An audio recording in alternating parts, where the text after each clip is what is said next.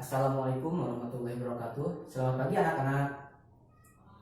Alhamdulillah pada kesempatan pagi hari ini kita masih dapat eh, mengikuti proses pembelajaran. Ya, sebelum Bapak memulai pembelajaran pada hari ini, Bapak ingin mengetahui siapa saja yang hari ini yang tidak masuk. Oh ya, alasan dia tidak masuk kenapa? Ada keterangannya. Oh ya, mudah-mudahan teman kalian yang tidak bisa mengikuti pelajaran hari ini, yang sedang sakit, semoga cepat disehatkan kembali. Amin ya rabbal alamin. Sebelum Bapak memulai ke materi untuk pembelajaran hari ini, mari sama-sama kita mengucapkan basmalah bersama-sama. Bismillahirrahmanirrahim. Hari ini Bapak akan ngasih materi kepada kalian tentang sejarah dakwah Rasulullah SAW di Mekah.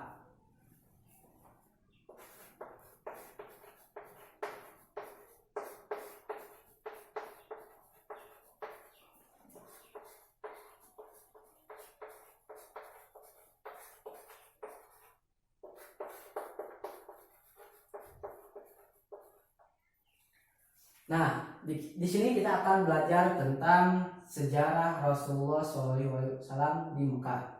Seperti apa awal mula Rasulullah SAW berdakwah di kota Mekah.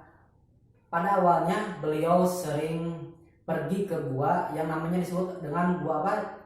Gua Hiro. Ya betul. Pada awalnya beliau suka pergi ke gua Hiro.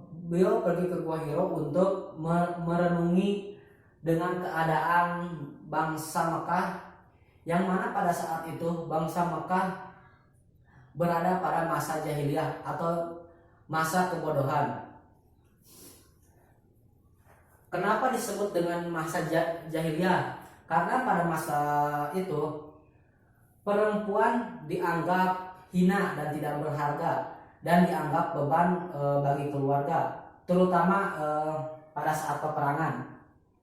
Pada masa jahiliyah tersebut perempuan dianggap hina, sehingga perempuan pada masa itu tidak ada artinya, atau di mana ada yang melahirkan anak perempuan maka wajib dibunuh. Bahkan diceritakan sebelum Umar masuk Islam, beliau dikaruniai seorang anak perempuan. Pada saat itu istri beliau menyembunyikan identitas anaknya tersebut kepada Umar. Maka pada saat itu sampailah pada anak tersebut di usia kurang lebih 5-7 tahun. Pada saat itu Umar mengajak anaknya untuk pergi ke padang pasir untuk latihan perang. Di tengah perjalanan, anak tersebut bilang kepada Umar, "Ayah, berhenti dulu, aku ingin buang air kecil." Lalu Umar pun menuruti keinginan anaknya. Lalu anaknya turun dari kuda tersebut. Setelah Umar membuka pakaian anaknya dan ternyata anaknya tersebut adalah seorang perempuan, maka tidak berpikir lagi, Umar pergi pulang ke rumahnya dan mengambil cangkul. Dan dia kembali lagi ke padang pasir dan membuat lubang untuk mengubur anaknya tersebut. Tanpa belas kasihan, seorang ayah mengubur anaknya tersebut. Dan anaknya meminta tolong, ayah tolong, aku panas. Karena masa itu masa jahiliyah, sehingga kebodohan pada Umar itu nampak. Dia tidak menghiraukan anaknya itu sendiri dikubur hidup-hidup. Mari kita bayangkan anak-anak, bagaimana seandainya jika tidak Nabi Muhammad SAW tidak diturunkan di kota Mekah dan memulai dakwahnya pertama kali di kota Mekah, mungkin sampai saat ini tidak ada kalian anak-anak perempuan di sini. Karena kalau seandainya Rasulullah SAW tidak memulai dakwah pertama kalinya di Mekah, maka kebodohan itu tidak akan dapat terpecahkan.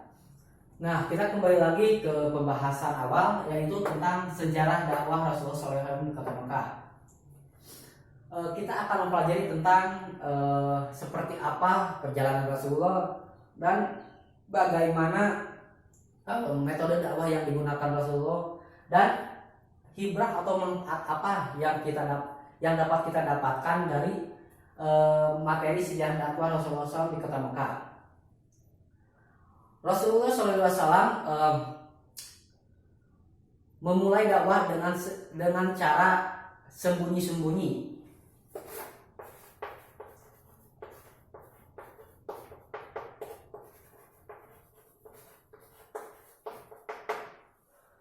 Mungkin kalian bertanya, kenapa Rasulullah SAW melakukan dakwahnya secara sembunyi-sembunyi?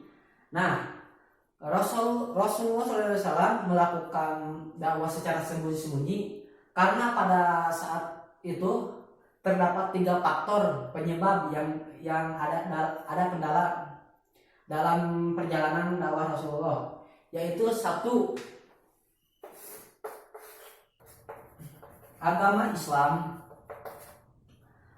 Islam dianggap adalah agama yang sesat dan dianggap fatal oleh kaum kafir Quraisy, sehingga Rasulullah SAW melakukan dakwahnya secara sembunyi-sembunyi. Yang kedua, tentang yang menjadi hambatannya adalah tentang masalah ekonomi, masalah politik.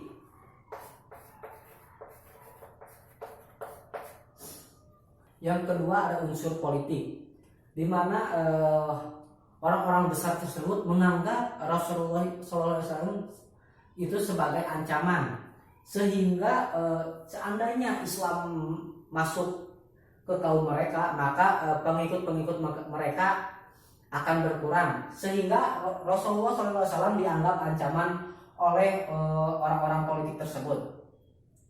Dan yang ketiga tentang masalah ekonomi.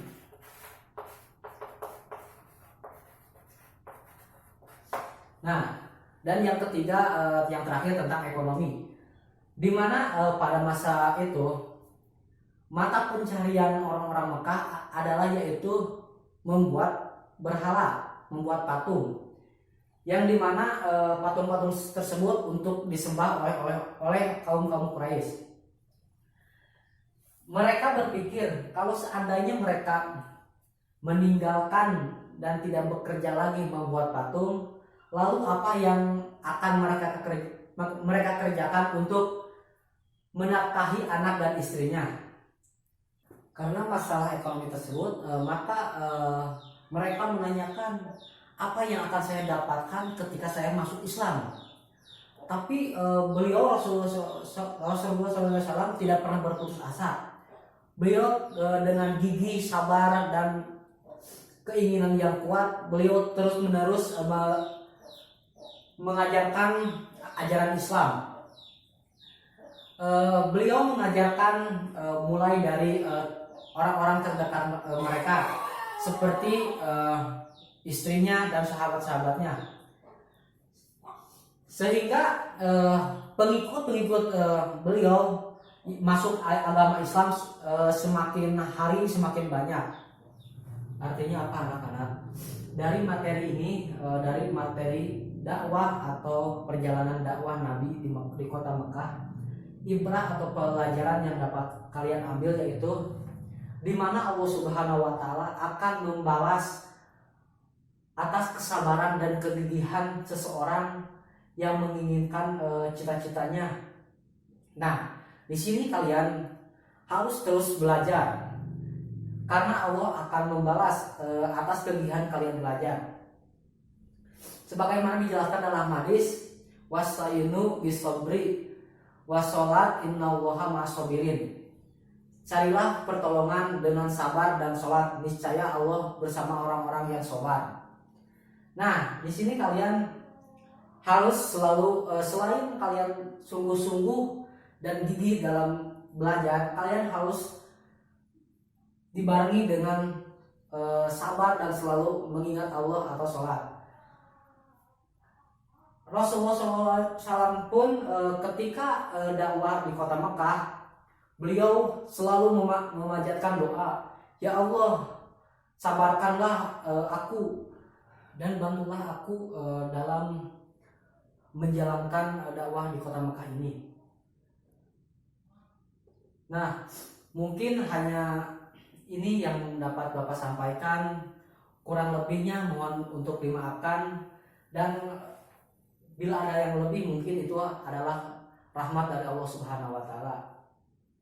Mungkin untuk pertemuan pada hari ini hanya sampai di sini aja, yaitu tentang sejarah dakwah Rasulullah SAW di Mekah. Mungkin untuk pertemuan minggu depan kita akan membahas tentang sejarah dakwah Rasulullah di kota Madinah. Cukup sekian dari Bapak. Mohon maaf bila ada kekurangan. Assalamualaikum warahmatullahi wabarakatuh.